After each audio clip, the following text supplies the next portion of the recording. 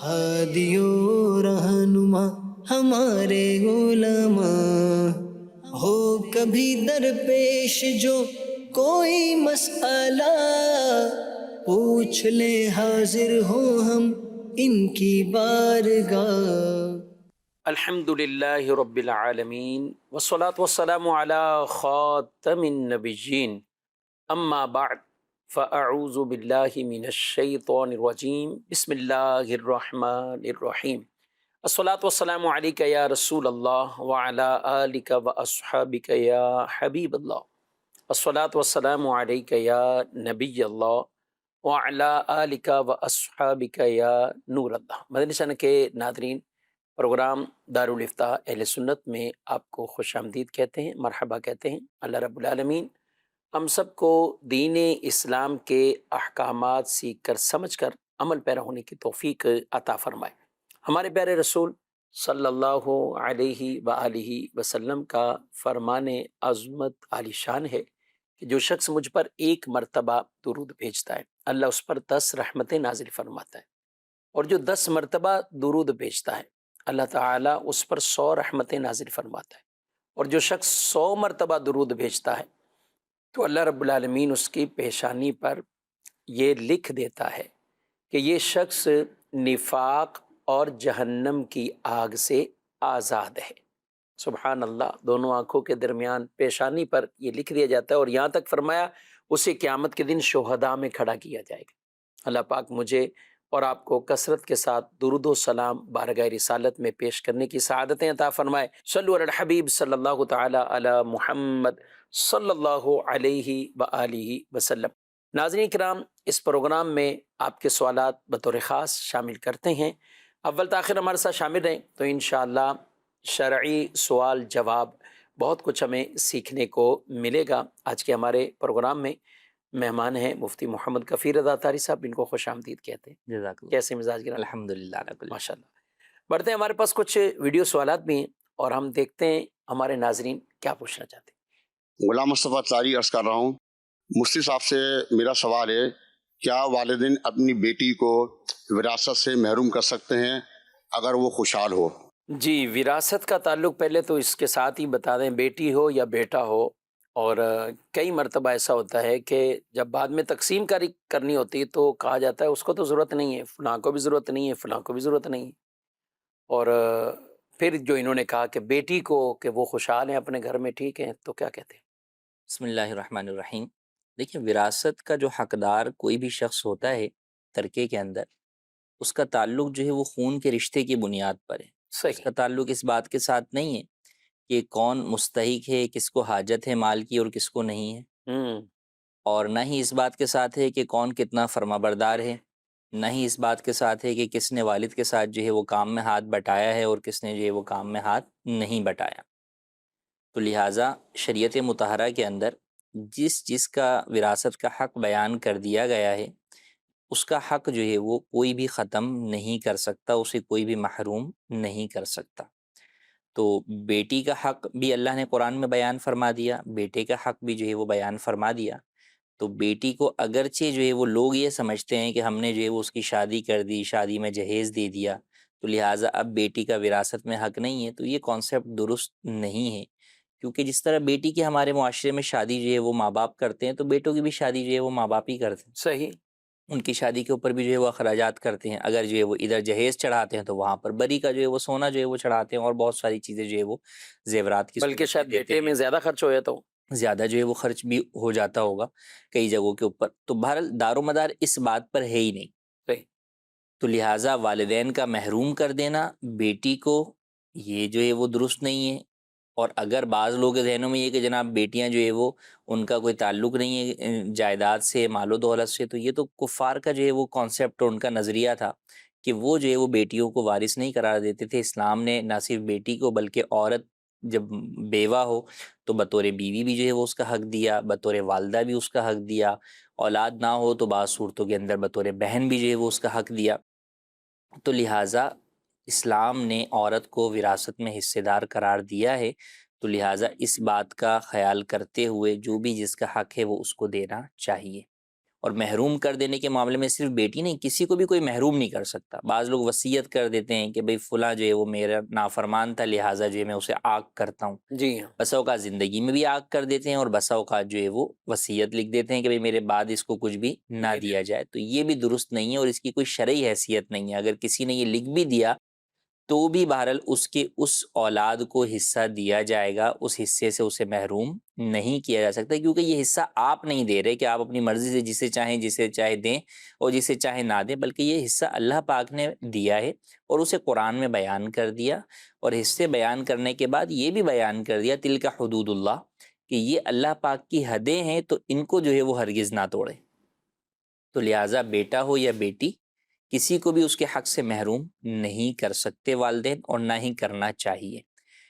البتہ بسا اوقات یوں ہوتا ہے کہ زندگی کے اندر ہی اولاد کے درمیان تقسیم کر رہے ہوتے ہیں والدین اپنی جائیداد، تو اس میں بھی شریعت مطہرہ نے یہی کہا کہ کسی بھی اولاد کے ساتھ آپ ناانصافی نہیں کر سکتے۔ صحیح، دو طریقے بیان کیے گئے۔ سب سے افضل طریقہ یہ ہے کہ آپ بیٹے بیٹیوں کو برابر برابر دیں، اور دوسرا طریقہ ہے جو کہ جائز ہے کہ بیٹوں کو ڈبل حصہ اور بیٹیوں کو سنگل حصہ دیں، تو یہ طریقہ کار بھی جائز ہے۔ لیکن کسی ایک کو جو ہے وہ مکمل طور پہ محروم کر دینا کہ ہم تمہیں نہیں دے رہے، یہ درست نہیں ہے۔ تو لہٰذا اس چیز کو ہمیشہ پیش نظر رکھنا چاہیے، بیٹیوں کو بھی ان کا حصہ دینا چاہیے، بلکہ اپنے بیٹوں کو یہ وصیت کر کے جانے چاہیے کہ میرے مرنے کے بعد میری بیٹیوں کو بھی شرعی طور پہ جو ان کا حصہ بنتا ہے وہ تم ادا کرنے کے پابند ہو۔ تو بالکل ایسا والدین کو بول کر جانا چاہیے، کیونکہ ہمارے معاشرے میں عام طور پر یہ دیکھا گیا ہے کہ گھر اور جو دیگر کاروبار ہوتا ہے وہ بیٹوں کے ہاتھ میں ہوتا ہے، اور بسا اوقات بیٹیاں جو ہے وہ خاموش ہو جاتی ہیں، یا وہ مانگتی بھی ہیں تو ان کا حصہ نہیں دیا جاتا، یا اسے ٹال دیا جاتا ہے کہ بھئی ابھی تو ہم اس گھر میں رہ رہے ہیں، جب ہم بیچیں گے جبکہ جب دیکھی جائے گی، کون بیچے کون دیکھے۔ کون بیچے اور کون دیکھے۔ تو بہرحال ایسے معاملات کے اندر چاہیے یہ کہ اپنی اولاد کی نہ صرف ہم تربیت کریں کہ بیٹا میرے مرنے کے بعد سب کو ان کا حصہ دینا، بلکہ وصیت بھی اس اعتبار سے کر کے جائیں کہ بھئی تم ان کو ان کا حصہ لازمی دینا۔ یہ تو آپ نے جائز کہا نا کہ یہ اس طرح کر کے جائے۔ اب کوئی کر کے چلا گیا اور وہ وصیت ہی غیر شرعی ہے، اس کو نہیں دینا، جی، فلاں کو نہیں دینا، فلاں کو نہیں۔ اب اس میں بھی دو طرح کے لوگ ہوتے ہیں، ایک کوئی جن کے دل میں خوف خدا ہوتا ہے، کوئی علماء کرام سے مفتین کرام سے پوچھتے ہیں تو وہ کہتے ہیں نہیں بھئی انہوں نے بھلے کہہ دیا تھا لیکن چونکہ غلط کہا تھا، تو اس کی آخرت کی بہتری اس میں ہے کہ ہم صحیح کر دیں، جی، اس غلط کو ہم صحیح کر دیں اور اللہ کی بارگاہ میں توبہ کریں، ان کے لیے استغفار بھی کریں۔ لیکن بعد کہتے ہیں نہیں جو کہ کہہ دیا تو یہ تو آپ ان کو اور تکلیف پہنچاؤ گے کہ ان کا کہنا نہیں مانا۔ تو اب اگر کوئی شخص وصیت کر جائے اور کرے غلط وصیت جی، کر جائے بھی فلاں فلاں کو نہیں دینا، یہ کرنا ہے، یا غیر شرعی کوئی وصیت کر کے چلا جائے، تو ورثہ کو اس میت کا کہنا ماننا ہے یا وہاں شریعت کا حکم مانے، کیا کریں؟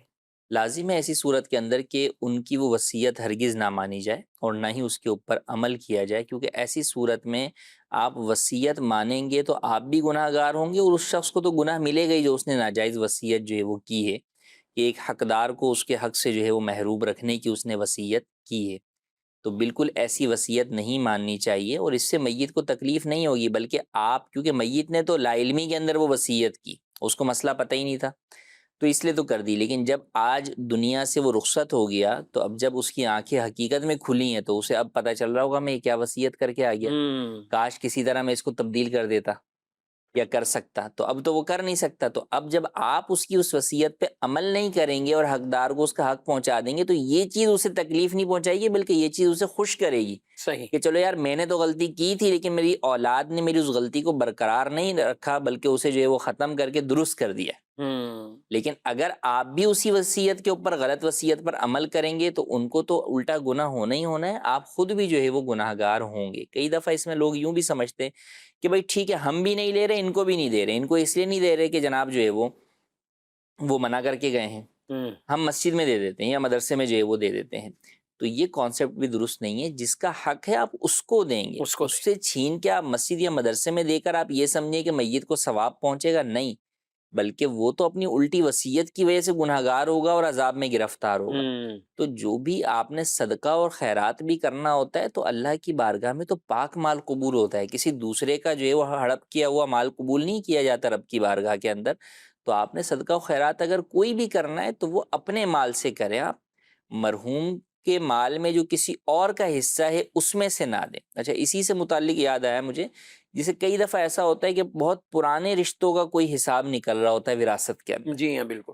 اب اس میں یہ ہوتا ہے، اچھا یوں نکل رہا ہوتا ہے، یا ستیلی جو ہے وہ اولادیں ہوتی ہیں. اب اس میں ہوتا ہے کہ بھئی والد صاحب سے تو وہ زندگی میں کبھی ملنے ہی نہیں آئے پلٹ کر، ہوں والد صاحب کی پہلی بیوی سے ہیں یا دوسری بیوی سے ہیں، اولادیں ہیں، اور ان سے بات چیت ہی نہیں ہے ہماری. اب ہم ان کے پاس کس منہ سے جو ہے وہ مال لے کے جائیں؟ انہوں نے کبھی پلٹ کے پوچھا نہیں، ہم اور لے آ کے ان کو مال دے دیں تو ٹھیک ہے، ہم نہیں لے لیتے، ہم ان کا مال مسجد میں دے دیتے ہیں، صدقہ کر دیتے ہیں. تو یاد رکھیں، جس مال کا جو حقدار ہے آپ کو اس تک ہی وہ پہنچانا ہے. صدقہ کر دینے سے آپ بری الذمہ نہیں ہوں گے. تو چاہے کئی پشتوں میں بھی بسا اوقات وراثت جو ہے وہ جا رہی ایسے ہی. ہوتی ہے، تو آپ کو ہر ایک تک بہرحال وہ ان کا مال پہنچانا ہی ہوگا. تو اس کے اندر یہ ذہن بنا لینا کہ ہم صدقہ و خیرات کر دیتے ہیں، یہ ہرگز درست نہیں ہے، اور نہ ہی اس سے آپ بری الذمہ ہوں گے. یہ اچھی آپ نے توجہ دلائی اس حوالے سے. کبھی ایسا ہوتا ہے کہ کوئی اماؤنٹ ورثہ نکالتے ہیں اچھی نیت سے کہ ہم یہ صدقہ کرتے ہیں، ان کے ایصال ثواب کے لیے کوئی کام کرتے ہیں، یا پیسے ہی زیادہ نہیں ہوتے، کچھ ہیں جتنے بھی ہیں تو وہ کہتے ہیں کہ ہمیں نہیں چاہیے. 2-3 ایسے ورثہ ہیں کہ جو اچھے ہیں، کھاتے پیتے ہیں، کچھ کمزور بھی ہوتے ہیں. تو اب ایسی صورت میں وہ بیٹھتے ہیں کہ بھئی ہم سب صدقہ کر رہے ہیں. اب وہ بیچارے بھی جس کو لینا ہے وہ بھی چہرہ دیکھ رہا ہوتا ہے، یار اس کو جی، تو ویسے بھی ضرورت نہیں ہے اور یہ اس میں. تو اب ایسی صورتحال میں کیا ہونا چاہیے؟ ان سب کی مشاورت سے ہو، یا ایسی مشاورت ان کو نہ دی جائے، خود آپ اپنا حصہ لیں اور صدقہ کر دیں جو بھی کرنا ہے؟ ہر ایک کو اختیار دینا چاہیے کیا کرنا؟ بالکل ہونا یہی چاہیے کہ ایسے معاملات کے اندر آپ ہر ایک کو اس کا حصہ دے دیں. صحیح. اب ایسی صورت کے اندر ہر ایک کی مرضی ہے کہ وہ جو ہے وہ اس کو صدقے میں استعمال کرتا ہے یا اپنے ذاتی معاملات میں استعمال کرتا ہے. جیسے کئی دفعہ یہی بات جو ہے وہ دوسری طرف بھی آتی ہے کہ بہنوں کی طرف سے لوگ یہ کہتے ہیں کہ بھئی بہنیں کہہ رہی ہیں کہ ہمیں نہیں چاہیے. تو یاد رہے کہ حصہ جو ہے وہ معاف کر دینے سے یا یہ کہہ دینے سے کہ ہمیں نہیں چاہیے وہ ختم نہیں ہوتا. وراثت کا حق ایسا ہے کہ آپ کو لینا ہی پڑے گا. صحیح. تو اس کے اندر بھی شریعت کا حکم یہی ہے کہ بھئی اگر کوئی نہیں لینا چاہتا نا تو آپ اس کے ہینڈ اوور کر دیں. وہ اپنے ہاتھ میں اس کا مال آ گیا، اب وہ اپنی مرضی سے کسی کو گفٹ کرے وہ اس کی مرضی. صحیح. جب اس نے قبضہ کر لیا اس مال کے اوپر تو اس کا مطلب یہ ہے کہ وراثت کا حق اس کا اپنا مل گیا اسے. تو کئی دفعہ ایسا ہوتا ہے جو لوگ پہلے کہہ رہے ہوتے نہیں چاہیے، جب مال مل جاتا ہے تو وہ جو ہے وہ ان کو ضرورت ہوتی ہے وہ اسے استعمال جو ہے وہ کر لیتے ہیں. بالکل. تو بالکل ایسے معاملات کے اندر خاص طور پر اس بات کو پیش نظر رکھنا چاہیے، بلکہ جو خاندان کے بڑے ہوں یا مالدار لوگ ہوں انہیں چاہیے کہ وہ کوئی ایسا قدم نہ اٹھائیں جس کی وجہ سے جو دوسرے لوگ ہیں وہ شرما حضوری کے اندر جو ہے نا ان کی وجہ سے کہ یار ابھی اگر ہم اس بات سے منع کریں گے تو سب ہمیں بولیں گے یار والدین کے لیے تم اتنا بھی نہیں کر سکتے.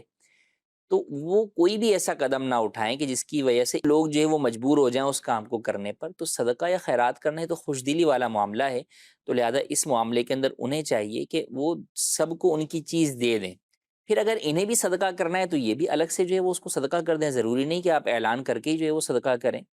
تو لہٰذا جب آپ اپنے طور پر صدقہ کر دیں گے، اب آپ مشورہ دے دیں کہ بھئی ٹھیک ہے یہ ایک معاملہ ہے، اگر کسی کا بھی دل کرے تو وہ ڈائریکٹ جو ہے وہ فلاں جگہ پر یا ویسے ہی جو ہے وہ صدقہ و خیرات کر دیں. تو یوں آپ جو ہے وہ ذہن کسی کا بنائیں تو وہ اس کے اندر ہوگا کہ ہر ایک کی اپنی مرضی ہوگی، کوئی کسی دوسرے کی وجہ سے جو ہے وہ مجبور ہو کر اس طرف نہیں جائے. ٹھیک.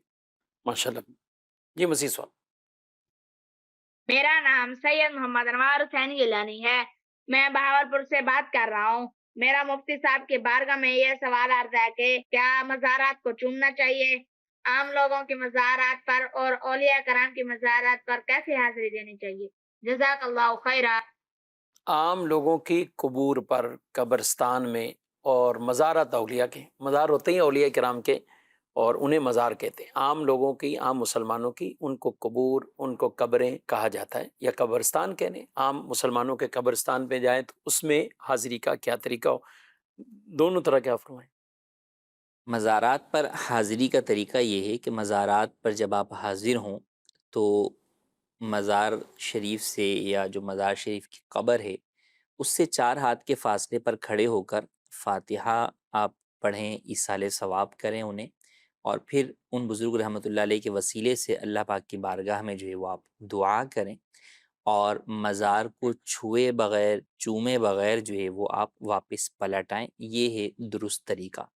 لیکن اگر کوئی مزار کو چومتا بھی ہے تو یہ کوئی گناہ نہیں ہے، تو چومنا جو ہے وہ جائز ہے، اس کو ناجائز اور گناہ جو ہے وہ نہیں کہا جاتا۔ ہاں البتہ ادب یہ ہے کہ ہم جو ہے وہ اس سے 4 ہاتھ کے فاصلے پہ کھڑے ہو کر ہی سلام عرض کریں، فاتحہ پڑھیں، دعا کریں اور جو ہے وہ پلٹ آئیں۔ تو اگر کوئی چومتا ہے تو اسے جو ہے وہ ہم گناہ گار نہیں کہہ سکتے، یا چومنے کو جو ہے وہ شرک یا جو ہے وہ کفر نہیں کہہ سکتے۔ اور دیگر جو ہمارے قبور ہیں، ہم اپنے دیگر مرحومین کے قبروں کے اوپر جو ہے وہ جاتے ہیں، تو اس پہ بھی حاضری کا یہی طریقہ ہے کہ ہم وہاں پر جائیں اور وہاں پر کھڑے ہو کر فاتحہ اور ایصال ثواب جو ہے وہ کریں، اور پھر جو ہے وہ ہم پلٹ کر واپس آ جائیں۔ تو یہی طریقہ جو ہے وہ قبر پر بھی جو ہے وہ کرنا چاہیے، اور مزارات پر جو ہے وہ ادباً جو ہے وہ 4 ہاتھ کے فاصلے سے کھڑے ہو کر ہمیں سلام عرض کرنا چاہیے اور درود اور دعا پڑھنی چاہیے۔ ٹھیک ہے، اور اصالہ ثواب کریں اور جاتے بھی رہنا چاہیے، بالخصوص روز جمعہ۔ یہ ایک فضیلت بھی ہے کہ اب قبور پر بالخصوص جن کے ماں باپ دنیا سے جا چکے ہیں یا کوئی ایک، تو آپ ان کی قبروں پر جائیں، اپنے بہن بھائیوں کے جو بھی مرحومین ہیں، ہمیں بھولنا نہیں چاہیے، جانا چاہیے ان کی قبور پر، اصالہ ثواب کے لیے بھی جانا چاہیے، اور اس سے میت کو انسیت بھی ہوتی ہے، ایک سکون بھی میت کو گویا کہ ملتا ہے، کیونکہ جب ہم جائیں گے کچھ پڑھیں گے، اور یہ یاد رکھنا چاہیے قبرستان جانے کا مقصد کچھ پڑھنا، اصالہ ثواب کرنا، ان کے لیے دعا کرنا، استغفار کرنا، دعائیں مغفرت کرنا، قبر میں سکون راحت کی دعائیں کرنا، یہ ہمارا ایک تعلق رہنا چاہیے اپنے مرحومین کے ساتھ۔ بعض اوقات کفیل صاحب ہم دیکھتے ہیں کہ لوگ یہ بھی خواہش رکھتے ہیں کہ ہمارے گھر کے قریب ہی قبرستان ہو۔ اچھا، اب اس میں شرعی کئی مسائل، ان کا بھی خیال وہ بھلے نہ رکھیں، بس ان کو چاہیے کہ قریب قبرستان ہو، ہمارے روڈ پر ہی قبرستان ہو، آتے جاتے ہم وہ چلے جائیں، وہاں ہم حاضری دے دیں۔ کبھی ماں باپ کی قبور کی باتیں یا ویسے بھی لیکن لے بھی لیتے ہیں قبرستان میں، وہ قبر کی جگہ بھی لے لی، قبر تدفین بھی ہو گئی۔ اچھا، پوچھا جائے کب گئے، لاسٹ کب گئے، تو مہینوں ہو گئے لاسٹ جی گئے ہوئے، گئے ہی نہیں ہیں۔ وہ گئے تھے پتہ نہیں شب برات پہ گئے تھے، اس کے بعد عید پہ گئے تھے، اور یہ بھی کچھ ہیں کہ جو چلیں یہ تو بتا دیں گے، لیکن ایک وہ طبقہ بھی ملے گا۔ اچھا، والدین نہیں ہیں، دادا دادی کا رشتہ ہے، تو وہاں تو تصور ہی نہیں ہے، بعض کا تو وہ کچھ ہی اور علاقے میں تدفین ہے، اب یہ کسی اور علاقے میں، اچھے علاقے میں آ گئے، تو یہاں سے اسپیشل جانا تو اچھا موسم کے اعتبار سے بہت زیادہ سردی ہے تب بھی نہیں جائیں گے، بہت گرمی ہے تب بھی نہیں جائیں گے۔ ہونا کیا چاہیے مرحومین کے ساتھ ہمارا تعلق؟ مرحومین کے ساتھ تعلق تو بالکل جو ہے وہ ہونا چاہیے اور جانا چاہیے۔ دادا دادی کے ساتھ بھی جیسا آپ نے کہا کہ اس کی وجہ یہ ہوتی کہ والد ہی نہیں جا رہے ہوتے، تو جب ایک والد کی طرف سے گیپ ہوتا ہے تو اگلی نسل کے اندر وہ گیپ اور زیادہ جو ہے وہ بڑھ جاتا ہے۔ ورنہ اگر کوئی والد جو ہے وہ اپنی اولاد کو لے کر جو ہے وہ اولاد کے دادا دادی کی قبر کے اوپر حاضری دیتا رہے، وہ چاہے ہر جمعے کو جائے یا 15 دن میں یا مہینے میں جائے، تو اولاد کو بھی پیچھے پتہ ہوگا کہ جناب جو ہے وہ دادا دادی کی قبر پر جانا ہے۔ پھر والدین کے انتقال کے بعد جو ہے وہ اس کی اولاد جو ہے وہ اپنی والدین کی قبر کے اوپر جو ہے وہ حاضری جو ہے وہ دے گی۔ تو بالکل اس بات کا اہتمام کرنا چاہیے۔ اور صحیح آپ نے کہا کہ لوگ شروع میں آزار تو یہی بیان کر رہے ہوتے ہیں کہ بھئی قریبی قبرستان میں لیں گے کہ آنا جانا آسان رہے گا، فاتحہ درود پڑھتے رہیں گے، لیکن ہوتا یہ ہے کہ وہ 1 سے 2 مہینے کی ہی کہانی ہوتی ہے۔ اس کے بعد پھر وہ قبرستان چاہے پاس میں بھی ہونا تو کوئی وہاں پر نہیں جاتا فاتحہ پڑھنے کے لیے، یا گزرتے وقت بھی کوئی جو ہے وہ نہیں پڑھ رہا ہوتا۔ جبکہ اس کے مقابلے میں ہم دیکھتے ہیں کہ کئی لوگ ایسے ہیں کہ جو عادی ہوتے ہیں، تو اگرچہ ان کی وہ نہ بھی ہو، گزرگاہ میں ان کے والدین کی قبر نہ ہو، لیکن وہ اس کے لیے جو ہے وہ اسپیشل جاتے ہیں۔ اور درمیان میں جو قبرستان آتے ہیں، ہم دیکھتے ہیں کہ بسوں میں بس اوقات بعض لوگ بیٹھے ہوئے جو ہے وہ وہاں پر سلام پیش کر رہے ہوتے ہیں، دعا جو ہے وہ قبرستان کی جو ہے وہ پڑھ رہے ہوتے ہیں۔ تو دار و مدار اس بات کے ساتھ ہے کہ ہمارا ان کے ساتھ کتنا تعلق ہے، ہم کتنی ان سے محبت کرتے ہیں، اور محبت کا اب تقاضا تو یہی ہے کہ ہم ان کی آخرت کے لیے کتنی جو ہے وہ فکر کرتے ہیں۔ اصل میں وہی کہ فی زمانہ تو آپ سمجھ سکتے ہیں کہ لوگ اگر والدین سے دور رہتے ہوں تو والدین سے ملنا کتنا چاہتے ہیں جبکہ وہ زندہ ہوں۔ چاہے جائے کہ ہم یہ بات کریں کہ مرنے کے بعد کون جو ہے وہ ان کی قبر پر جاتا ہے۔ تو آج کل تو یہ قسم پرسی کا عالم ہے کہ لوگ اپنے والدین کو ان کی زندگی میں بھی نہیں پوچھتے۔ تو بہرحال یہ ہم پر ضروری ہے کہ ہم اپنی اولاد کی یہ تربیت کریں اور خود اپنی زندگی میں اس بات کو لائیں کہ ہم اپنے والدین کے ساتھ اس تعلق کو مضبوط بنائیں، زندگی میں بھی اور ان کی قبر کے بعد بھی، کہ ہم جو ہے وہ ان کے انتقال کے بعد بھی ان کی قبر پر جائیں، حاضری دیں، فاتحہ اور ایصال ثواب جو ہے وہ کریں، تو انشاءاللہ آپ کا جانا جو ہے وہ ان کے دل میں جو ہے وہ خوشی کا باعث جو ہے وہ ہوتا ہے. ان کو خوشی ہوتی ہے کہ ہاں بھی میرا بیٹا جو ہے وہ آیا ہے. گھر سے بھی آپ پڑھیں گے فاتحہ اور ایصال ثواب تو اس کا ثواب پہنچے گا، لیکن ایک حاضری کا ایک اپنا ہونا جو ہے وہ ہوتا ہے کہ بھئی یہ جو ہے فلاں شخص آیا ہے، کیونکہ جب جو بھی جاتا ہے تو میت جو ہے وہ اسے پہچانتی ہے. تو لہٰذا اس بات کا خاص خیال کرنا چاہیے، اور بالکل جو ہے وہ والدین کے ساتھ اور دیگر مرحومین کے ساتھ اپنے اس تعلق کو برقرار رکھنا چاہیے. اور پھر دوسرا، اس میں آپ کا اپنی زندگی کا ہمارا فائدہ یہ ہے کہ جو قبروں کی زیارت ہے یہ در حقیقت ہمیں جو ہے وہ دنیا کی ناپائیداری کی طرف جو ہے وہ توجہ دلاتی رہتی ہے. جو ہمارا دل جو ہے وہ بہت ساری چیزوں کے اندر جو ہے وہ غفلت کا شکار ہو جاتا ہے، تو قبرستان میں آنا جانا جو ہے وہ در حقیقت ہمیں اس غفلت سے نکالنے کا سبب جو ہے وہ بنتا ہے. تو اس اعتبار سے بھی جو ہے وہ قبرستان حاضری دیتے رہنا چاہیے. کچھ ایس ایم ایس بھی شامل کرتے ہیں. ایک سوال ہے کہ کیا بچی کا نام ملائکہ رکھنا چاہیے؟ بچی کا نام ملائکہ جو ہے وہ نہ رکھا جائے. ملائکہ کے علاوہ آپ کوئی بھی صحابیات کے ناموں میں سے کوئی نام پر جو ہے وہ بچی کا نام رکھیں. ملائکہ نام جو ہے وہ نہ رکھا جائے، کیونکہ فرشتوں کے ساتھ جو ہے وہ فرشتوں کو ملائکہ جو ہے وہ کہا جاتا ہے. تو اس اعتبار سے یہ بچی کے لیے یہ درست نہیں. اور ویسے بھی کئی تو فرشتوں کے ناموں پر بھی نام رکھ دیتے ہیں. جبرائیل، میکائیل، تو اس کی تو ممانت موجود ہے جی، فرشتوں کے. اس طور پر بھی جو ہے وہ عام طور پہ تو مردوں کے لیے جو ہے وہ رکھا جو ہے وہ جاتا ہے. جی ہم مردوں کے اور ملائکہ جو ہے وہ چونکہ یہ نام لفظ کے اعتبار سے جو ہے وہ مؤنث ہے، تو اس لیے یہ جو ہے وہ بچی کے لیے رکھا جاتا ہے. تو بہرحال یہ درست نہیں ہے. اس کی بجائے جو ہے وہ صحابیات کے ناموں میں سے کوئی نام منتخب کرنا چاہیے. جی مزید سوال. مفتی صاحب سے میرا سوال یہ ہے، 1 بجے سے لے کر 3:30 بجے تک جمعے کی جماعت ہوتی ہے. پہلی اذان کے بعد کاروبار کرنا، ایک دکان پر 3-4 ملازم کام کرتے ہیں، کوئی 1.25 والی، کوئی 2.5 والی، کوئی 2 والی میں جمعہ پڑھتا ہے. اس طرح کاروبار بھی، لین دین بھی چلتا رہتا ہے اور جمعے کی نماز بھی پڑھ لیتے ہیں. اس طرح کرنا کیسا؟ شرعی رہنمائی فرما دیجیے. جی ہر جگہ تقریباً اس طرح کے سوالات عام طور پہ لوگ پوچھتے ہیں مختلف ٹائم میں نمازوں کے. کیا کہتے ہیں؟ دیکھیں، اصل تو یہ ہے کہ جس شخص نے جہاں پر جمعہ جو ہے وہ ادا کرنا ہے، وہاں کی جب پہلی اذان ہو جائے تو اب اس کے لیے جو ہے وہ کام کاج میں مصروف رہنا اور جمعے کی طرف نہ جانا یہ اس کے لیے جائز نہیں ہے.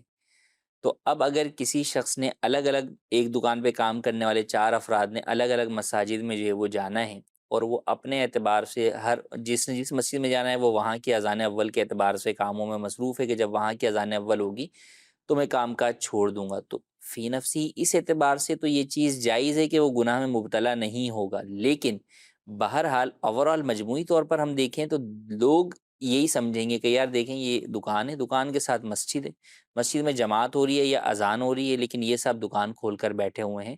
تو اس اعتبار سے لوگ اس کے اوپر بدگمان ہوں گے. کتنوں کو یہ جا کر بتائے گا کہ میں نے فلاں جگہ نماز پڑھنی ہے یا میں نماز پڑھ کر آ گیا ہوں. تو لہٰذا چاہیے یہ کہ ایسے موقع کے اوپر ایک پبلک میسیج دینے کے اعتبار سے بھی آپ کو دکان جو ہے وہ شٹر ڈاؤن کرنی چاہیے کہ بھئی مسلمانوں کی جو ہے وہ اہم ترین جو ہے وہ دن ہے جمعہ، اور اس جمعے کے دن کے اندر جمعے کی نماز ہے. تو لہٰذا جب وہ نماز ہو رہی ہے تو اس وقت آپ پراپر جو ہے وہ اس کی اذان اول سے جو ہے وہ بند کر دیں آپ دکان، اور اس کے ساتھ ہی پورا عملہ ایک ساتھ جا کر نماز ادا کرے اور پھر آ کر آپ دکان جو ہے وہ کھول لیں.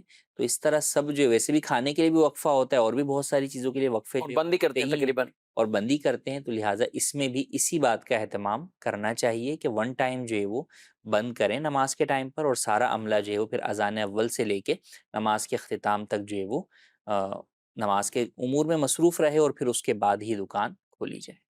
ٹھیک ہے. اچھا کچھ ایسی جگہ ہوتی ہیں کہ جہاں قریب میں کوئی مسجد نہیں ہوتی، یعنی ایسا نہیں ہے کہ اب یہ دکان کھلی ہوئی ہے تو یہ تو اس نے تو کہیں اور جمعہ پڑھنا ہے، جی تو اس سے خریداری وہ کر رہا ہو کہ جس نے یہاں کے جمعہ پڑھنا ہے. یہ بعض اوقات یہ صورت بھی ہوتی پیش، بعض اوقات یہ پیش نہیں ہوتی کہ وہ کہیں اور ہی ہے یا مارکیٹ میں پھیلی ہوئی ہیں مختلف ظاہر مارکیٹیں عموماً بند نہیں ہوتی، اور مارکیٹوں میں ٹائم آگے پیچھے ہوتے ہیں، کوئی 2 بجے، کوئی 1:30 بجے، 2:30 بجے، 3 بجے، 3:30 تک. کراچی شہر کی بات کریں تو جمعے تقریباً ہو رہے ہوتے ہیں، تو ان کو کیا مشورہ دیں گے؟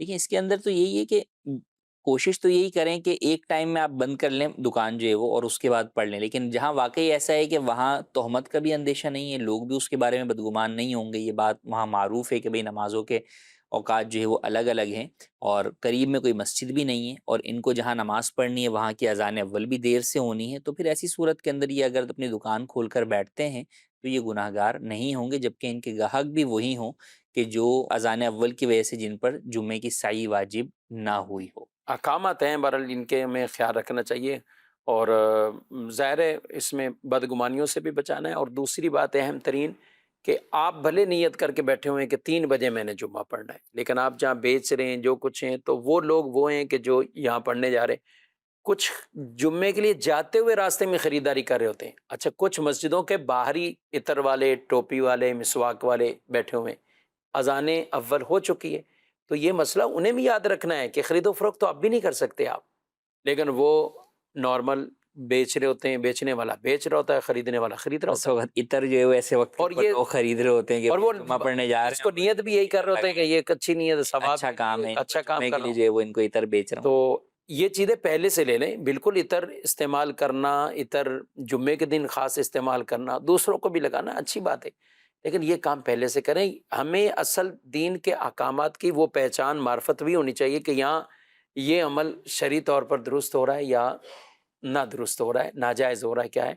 تو اس لیے علم بہت ضروری ہے۔ یعنی ایک کام تو بظاہر کسی سے بھی پوچھیں گے وہ کہیں گے اس میں کون سی بھی عطر خریدا چلا گیا اندر، جی، تو یہ کہ ہوا یہ خرید و فروخت کا معاملہ۔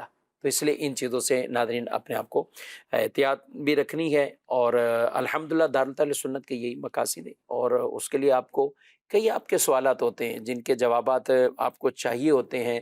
ہم بارہا یہ اعلان کرتے ہیں، دارالتعلیم سنت کا یہ نمبر اپنے پاس رکھیے، اور اس نمبر پر آپ رابطہ کر سکتے ہیں، چاہے آپ کے نکاح سے متعلق، طلاق سے متعلق، عقائد سے متعلق یا دیگر اور شرعی مسائل ہیں، تو اس نمبر پر رابطہ کیجیے۔ کئی لوگ ہمیں کہتے بھی ہیں نمبر بہت بیزی ہوتا ہے، نمبر مل نہیں پاتا، تو یہ تو ایک اچھی بہرحال خبر ہے کہ اتنے لوگ یک وقت رابطہ کر رہے ہوتے ہیں، حالانکہ دارالتعلیم سنت میں متعدد افراد وہ مصروف عمل ہوتے ہیں، رہنمائی کر رہے ہوتے ہیں، لیکن جب کسی کو اپنا ذاتی کام ہے، بینک سے کام ہے، تو بینک میں بھی کئی مرتبہ یہی ہوتا ہے کہ آپ کال کرتے ہیں تو آپ کو آگے سے یہی جواب ملتا ہے کہ ہمارے آفیسر ابھی لوگوں کی رہنمائی میں مصروف ہیں، آپ ویٹ کریں۔ تو آدمی 10 منٹ بھی، 5 منٹ بھی ویٹ کر لیتے ہیں، اور پھر اپنی بات چیت جو بھی ضروری ہے اس طرح کئی اور بھی اداروں میں کرتے ہیں۔ تو آپ دارالتعلیم سنت میں بھی آپ جب رابطہ کرتے رہیں گے تو انشاءاللہ امید ہے کہ آپ کا نمبر وہ مل جائے گا اور رہنمائی ہوتی، کیونکہ روزانہ سینکڑوں جوابات دیے جا رہے ہیں۔ یہ ایسا نہیں ہوتا کہ یہ سروس بند ہے یا کچھ اور ہے، دوپہر نماز کے ٹائم سروس بند ہوتی ہے، اور اس کے علاوہ یعنی 1 سے 2 بجے یہ ٹائم، باقی 10 بجے سے لے کر 4 بجے تک یہ مسلسل یہ ٹائم چل رہا ہوتا ہے۔ تو اس میں آپ ضرور اپنا رہنمائی کے لیے اس نمبر پر رابطہ کر سکتے ہیں۔ دارالتعلیم سنت کی طرف سے ویب سائٹ بھی ہے، اور بڑی زبردست یہ ویب سائٹ ہے الحمدللہ، fatwaqa.com۔